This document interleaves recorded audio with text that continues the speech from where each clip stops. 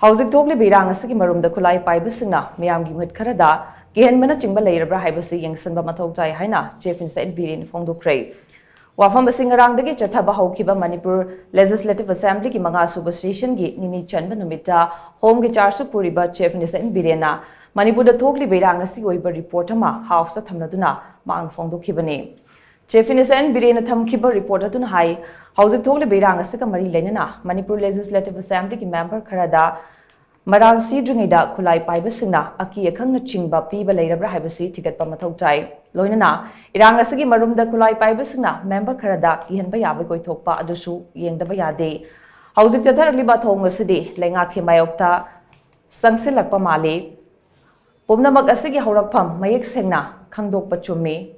Mamang Chegi May Ahumda All Travel Student Union Manipur Silaga Pangthokiba Solidarity Rally Adu Mangjongna Planama Yathoklaba Matung Pangthorpane Numidadu Chatharakiba Hingsagi Thabaksing Taurakani Haiba Aikoina Kalode Megitang Ahumda Churachandpurgi Forest Office Ayukipung Tara Makhairom Tarakpa Atuaida Maithakibadu Soibadagi Pangthokiba Nate Tauragi Haibagi Akanba Itilamana Manga Tharaga Adugumba Thabak Adu Chathakibane Irangasi Kangluki Oiba Pibamda Chathakidanaba Santana Megitang Marida Security Advisor Mahablaki Megitang Tareta Chief Secretary Ama Sindur ki Bagaloina Jun Gitang Amada Manipur Police ki DGP Su Santana Nong Hablaki Masida Sunatana Chief Inesana Pairakpa Unified Command ki post adusu Chief Advisor da Pahenke Masi Oiduna so Chief Inesana Security Agency Pumnamaki Makok Thongpa Official Singa Meeting Tauba Yabagi Ayaba Dudi Piragatamgli Chief Inesan BIREN Makhata Hai Irang Asaga Mari Lenana THOKLIBA Thongdoksing Asi Lengagna Karisu Leibra Haibasi MEEYAMna Hangnaba Wapam Moiragli Matang Asida Hainingbadi HOUJIK THOKLIBA Thongdoksing Asigi Action Kudakta Lakloi Irang Asaga Mari Lenana Thokiba Thongdoksing Tizanba Ministry of Home Affairs Amadi Supreme Court ki level da tongan tonganba committee sigi Semduna Tizanba ki thabak chathari Masiga loinana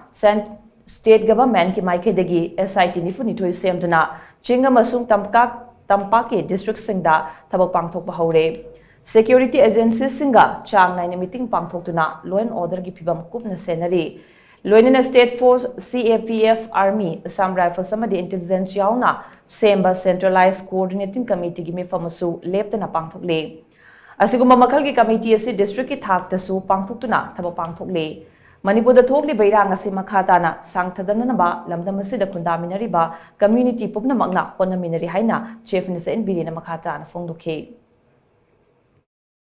Thoiba Thongdoksi Kanamtagi against Nate Tashengbadi Thoiba Thongdoksi Talaiba Dabi Sidi Sarkargi against the Mali Sarkargi against the Mali Adu Kramaito Gana Torbung the Lejaba